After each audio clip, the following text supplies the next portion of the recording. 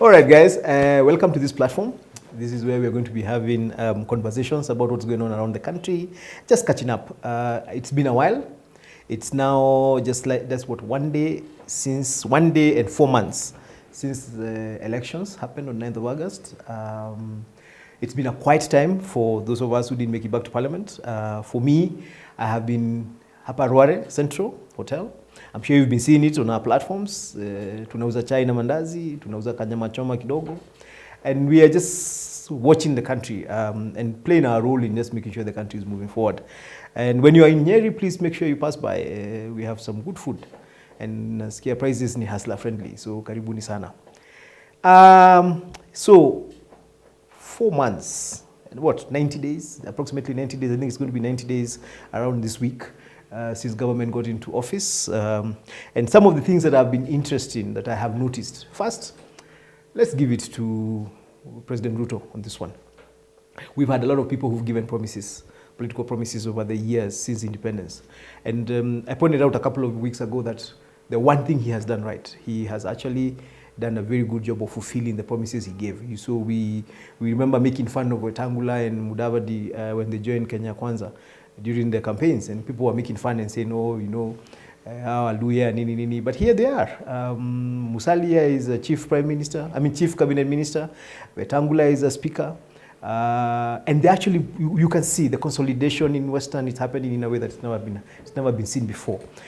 And my good friend Atwoli, who is now supporting the president despite all the moments of shenzi during the campaigns, made a very interesting comment a few days ago when he said, "Vile tulinyoroshwa."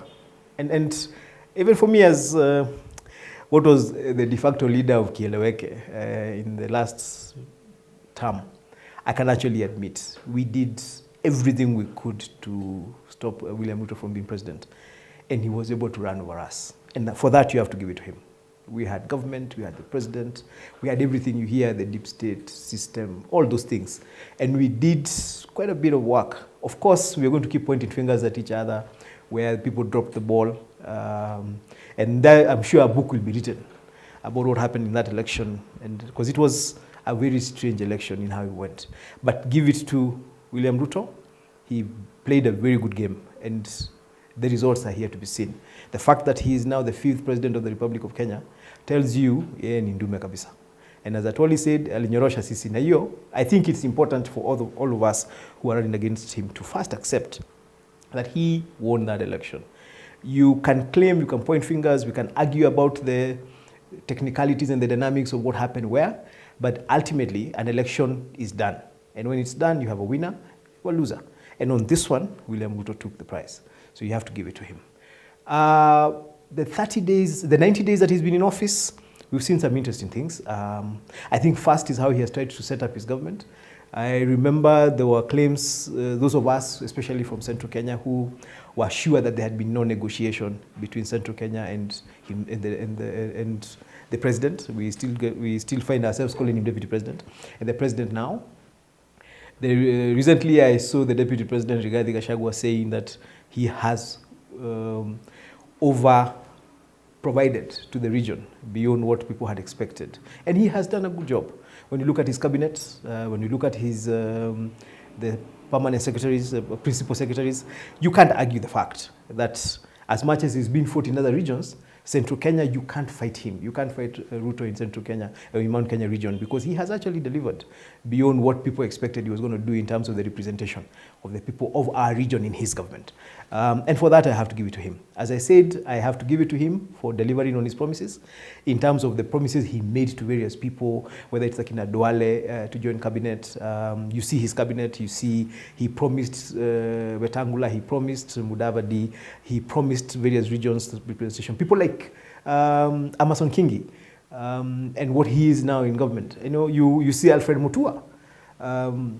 I mean, a member of cabinet. So you see a man who is trying, and if he can actually stay like that, if he can stay the course, he's going to be a very interesting president to watch. And as Atwoli said, 2027 is going to be a difficult one for somebody trying to run against him if he stays the course. If he continues delivering and being known as a man who, when he promises you something, is actually going to deliver.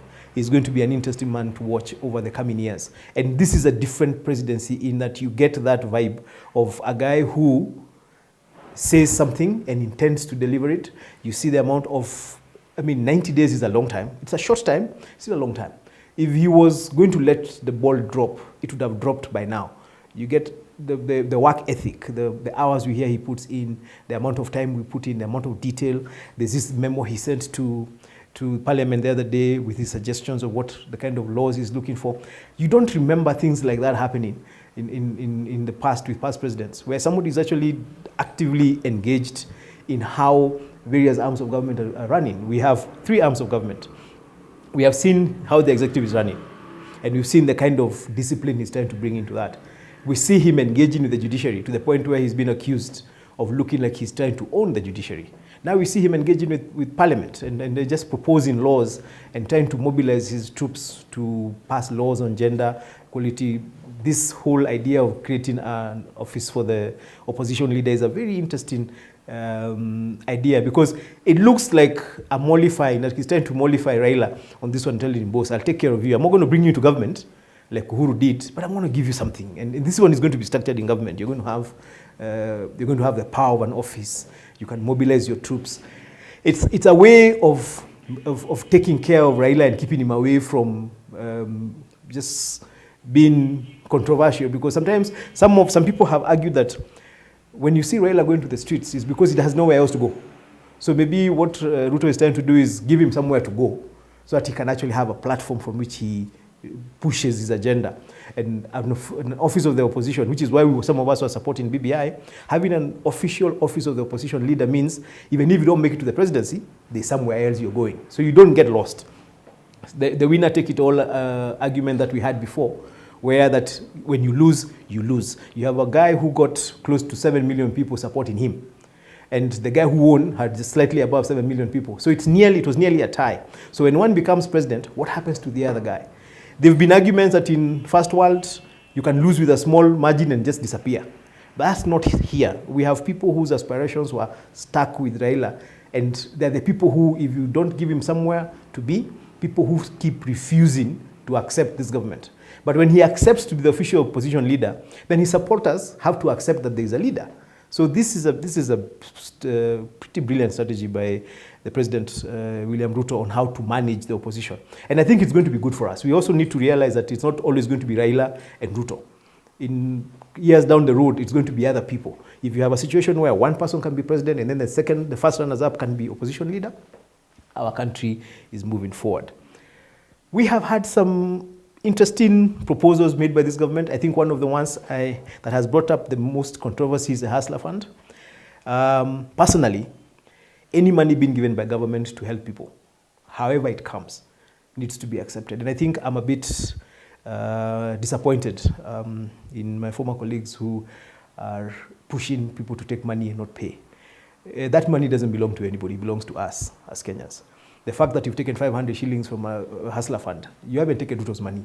That money is part of our taxes. So when somebody tells you take it and don't pay, he's actually saying take our taxes and don't be held accountable for it.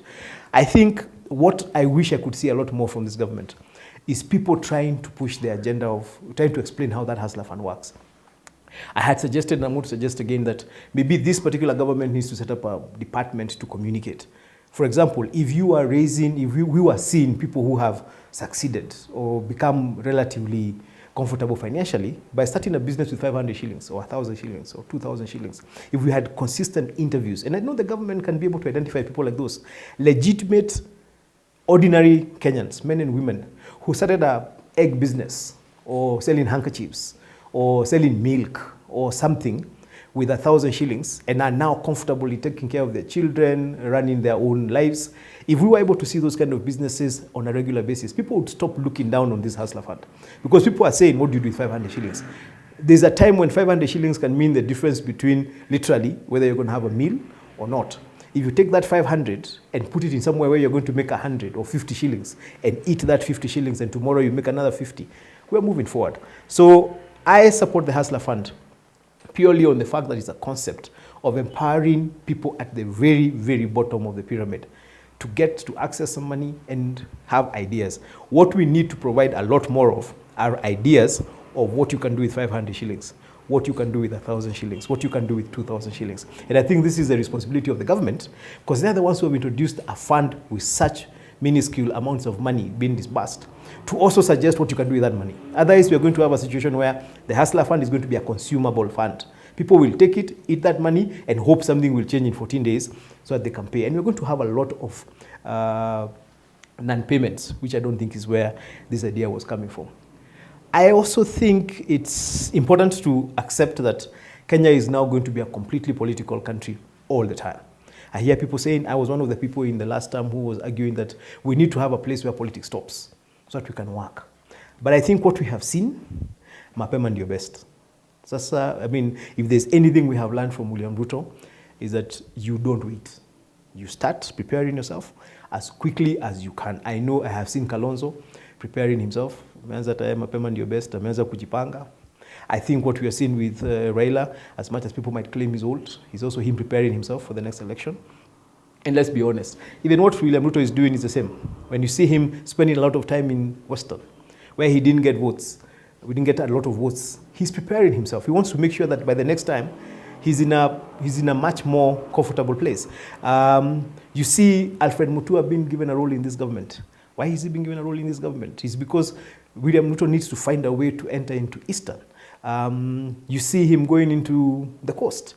So despite the fact that William is just working for the government, he's also preparing himself for the next election, which is, 4.5 years away from where we are. So this is what is happening. I think I want to finish this particular conversation with local politics, regional politics. My good friend, the Deputy President, Rigathi Gachagua, who is an amazing guy. I do not know whether there's anywhere else in the country where a man has jumped from being a first-time member of parliament to being the second most powerful person in the executive. I don't know. Maybe there is, but not to my immediate memory. And I think that has both pros and cons.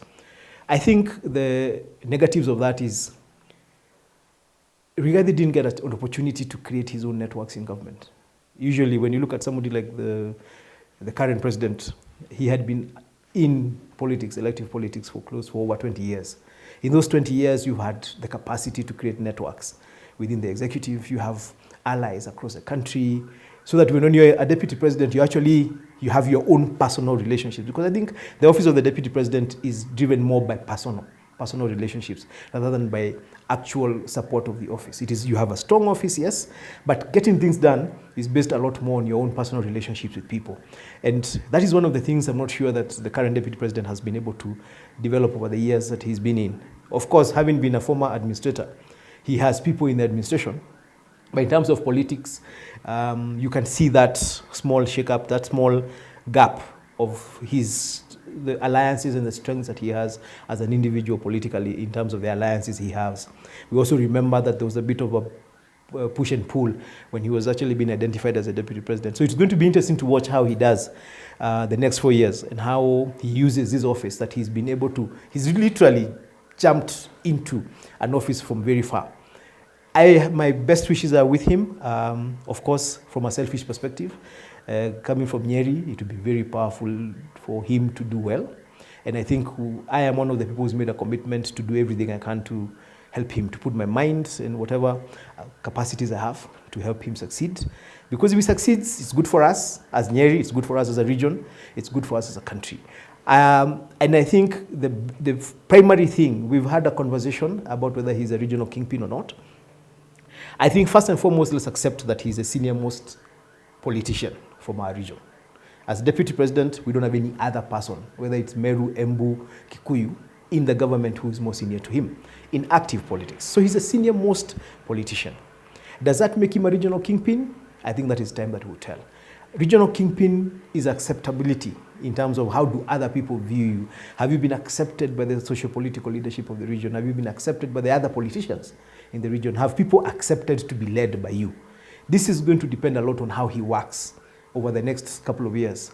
How is he able to mobilize people around causes and interests that are important to the region? Do people accept that he represents the interests of the region? Are we going to accept that he's a face of the politics of our region? This is where he's going to require a lot of strategic thinking. He's going to require a lot of patience. He's going to require a lot of humility, because he's going to meet people who are just refusing from our region to accept him. And he's going to have to bring everybody on board until we get to the point where, like Uhuru had been, that when he says this is where we're going, this is where we're going. He also needs to start getting people around him who are willing to stand up, not just say he's a regional kingpin, but also represent him and then build him up and strengthen him to be a regional kingpin. But 3 months, he's just had 3 months. He's done very well.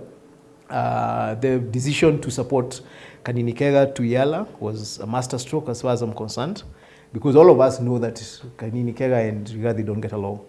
That he was able to put aside his own personal interests and support Kanini for that seat, put him ahead as far as people like myself are concerned. It showed that at a certain point, he's able to put aside his own personal interests and do what he thinks is right for the region. If he can stay on that course, I think Rigathi has a very high possibility of being a regional kingpin. But I said it's a process. It's going to take time. Thank you very much. See you again soon. Let's have this conversation. Asante.